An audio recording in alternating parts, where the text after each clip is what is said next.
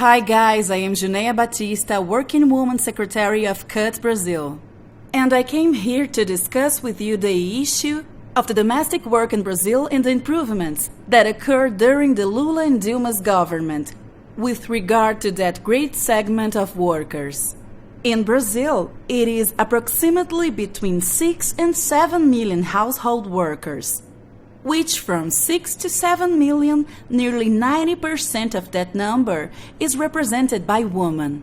And women that started work very early, women starting to work about 8, 9, 10 years of age, for a dish of food, for a house to be living, for the next existence of the family, or sometimes the family even give the child, and end up becoming, during their life, a household worker. So in Brazil, especially the woman, the black woman, are the majority of the segment of work. And always, since forever, even with Brazilian legislation, saying that domestic workers have the right to register in their work record booklet, and even that the employer could be punished with that. There are many women, that great number, live in such a huge informality. That's so they had to spend their entire life working and could never retire. They never had the right to retirement. With the advent of the debate within ILO to discuss a possible ILO recommendation or agreement or convention, a debate in ILO has started, and also started a debate in the countries here in Latin America.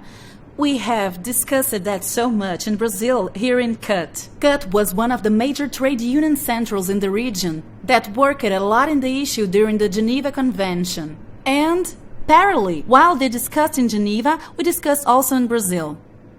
The advent of the ratification of the convention is promulgated in the ILO in the year of 2011.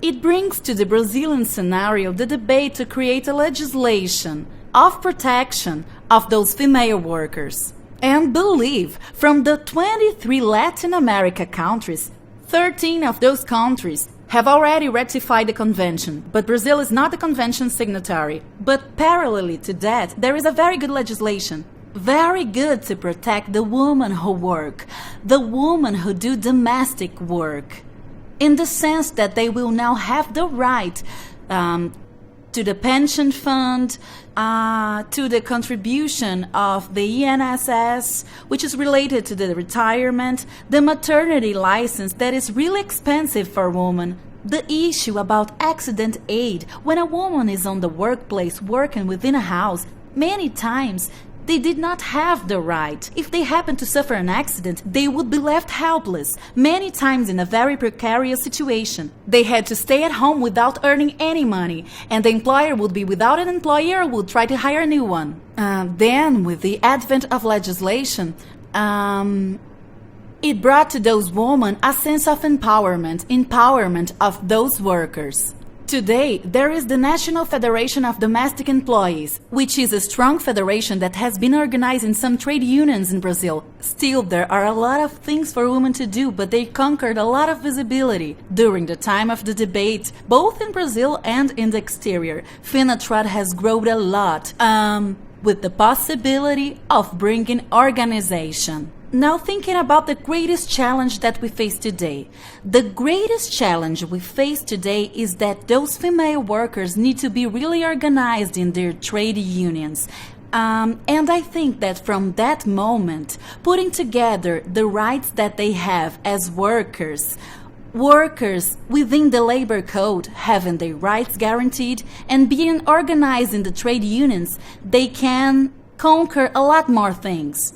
I believe that we have another debate that is also important, about the debate of the household workers that is important to bring to you, is the issue on the appreciation of the minimum salary during the time of the governments of Lula and followed by Dilma. In particular, my Central Union Trade, CUT has worked so much so that the Lula government really would give an appreciation of the minimum salary with a proposal that goes up to 2023, independent of the government that is in the power. Now it is no longer known, but what is important to say is is that the policy and appreciation of the minimum wage, which was given during May of every year, and I do not remember what the year was, but Lula started changing every year back until it started to happen in January. So now when January comes, the workers who make a minimum wage get the appreciation set up in the month of January, and that is for all workers, and also about the issues of the benefits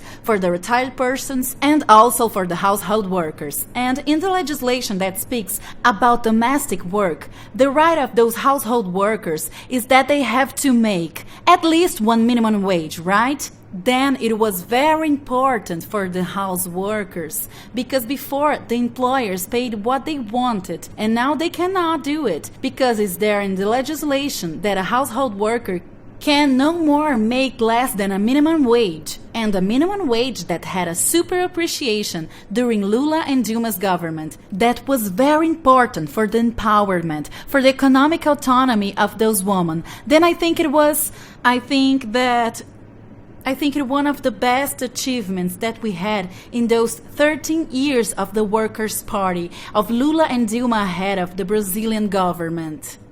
And I think that for household workers, now the great challenge would be, first, to organize themselves, and for us to face the coups that we have been suffering since the year passed with the impeachment of the last president Dilma, and the taking of power with the proposal from this coup government of a reform of the pension that has already been presented, and a work reform in which will bring many losses to the working class. Especially who will lose first with the two reforms are the women, because it will change work journey in the matter of the worker reform. They will change our rights, especially immutable clause that might change things related to the pension fund, in the way how we calculate the unemployment insurance salary, and that employees also have the right to an employment insurance salary in some situations. Then now we are going through this moment of convulsion, of economic crisis, politics, and even lack of dignity in this country. We just don't have it anymore. Nowadays, that safety that people had in the construction of the idea of what are you to be Brazilian, or the idea of how it is to be a worker with rights. Therefore, there are some things I think that we'll have to fight a lot from now on, but we believe the household workers can organize it, coming together with all the union and social movements.